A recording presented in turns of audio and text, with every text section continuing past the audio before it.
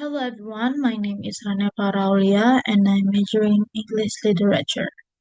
So now I want to presentate sociolinguistics. So let's move on to the video. The first material I would like to talk about is female language features. So what is female language features? Female language features refer to specific linguistic characteristics that have been observed more frequently in the speech of women than in men, particularly in sociolinguistic and discourse studies.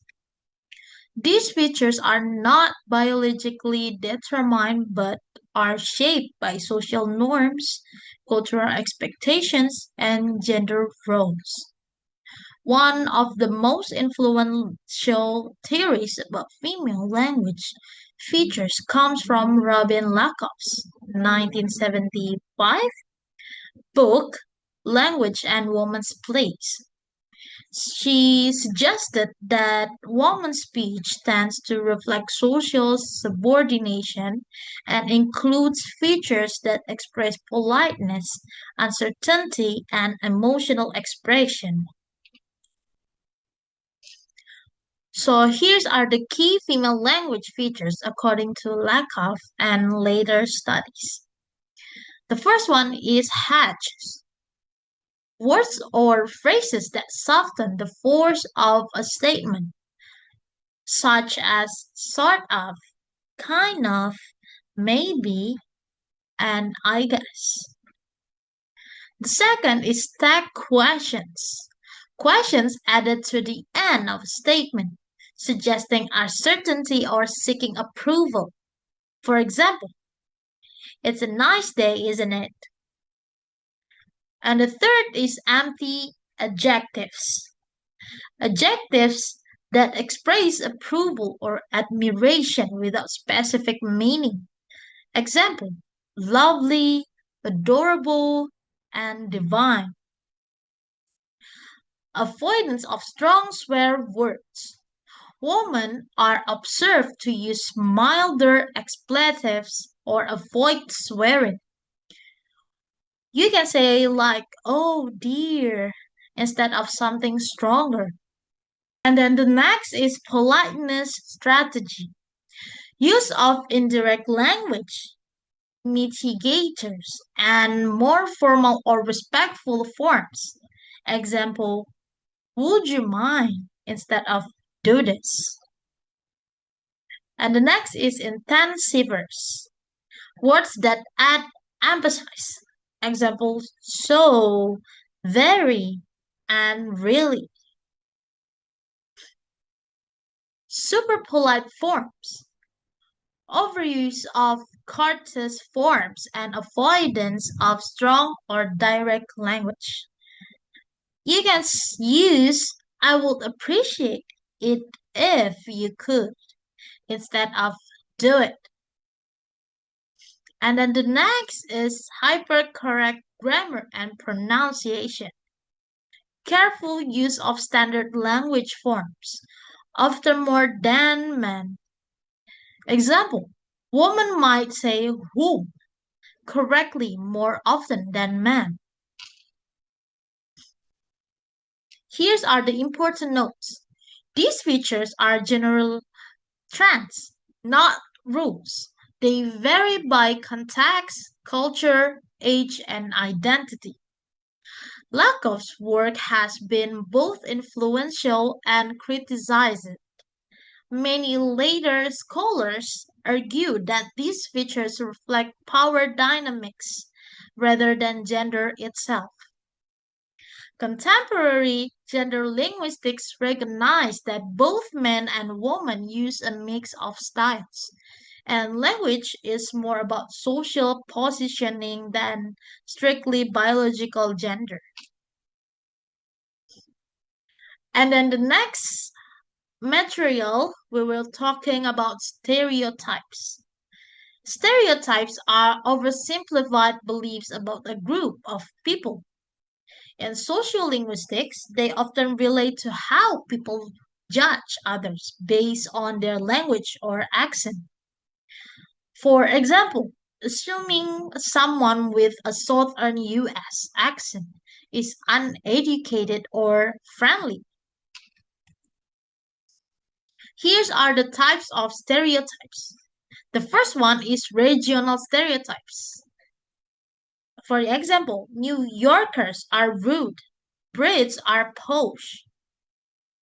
And then the next is ethnic and racial stereotypes.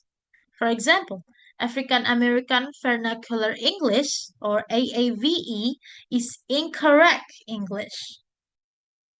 The next is gender stereotypes. For example, women talk more than men or use weaker language.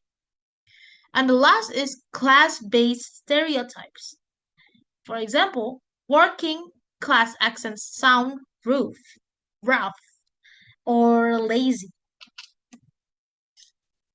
Here are the key takeaways.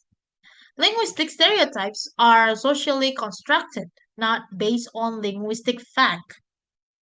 They reflect and reinforce power dynamics in society. Sociolinguistics helps us understand and challenge these biases. Now we're moving on to the next material that we will talk about speech act. A speech act is when we use language to perform an action. Introduced by philosopher G.L. Austin, later developed by John Searle. Example, saying, I apologize is not just talking, it performs the act of apologizing. I promise to call you is making a promise, not just stating something. Here are the types of speech acts.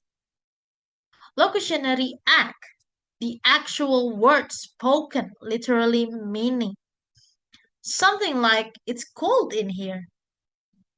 And the next we have illocutionary act, the speaker's intention, something like a request to close the window. And the last is perlocutionary act, the effect on the listener. For example, the listener closes the window. And here are the purposes help us understand how people use language to build relationships. The second is how misunderstandings happen in intercultural communication.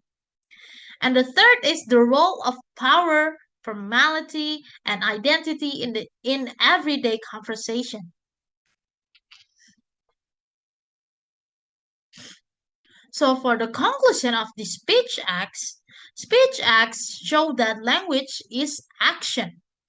Sociolinguistics helps us see how social context shapes how we speak and interpret others. Understanding speech acts can improve communication, reduce conflict, and promote empathy. And then we're moving on to the next material. It's about style. Style refers to the variation in a person's speech depending on the context, the audience, and the last is the speaker's social goals. It's not just about fashion or appearance. It's about how we speak differently in different situations. So for the purpose of style reflects our social identity and relationships.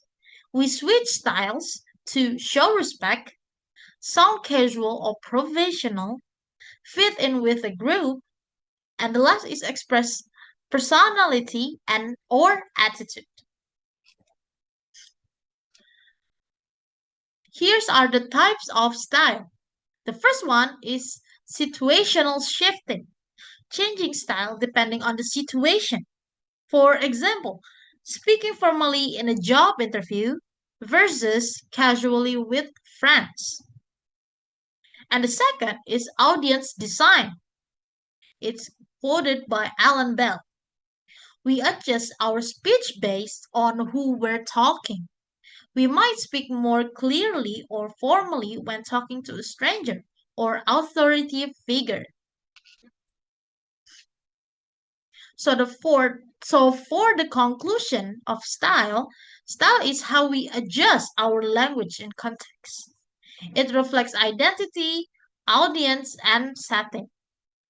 Studying style helps us understand the social meaning behind everyday speech. And maybe that's all from me. Thank you so much for watching and see you next time.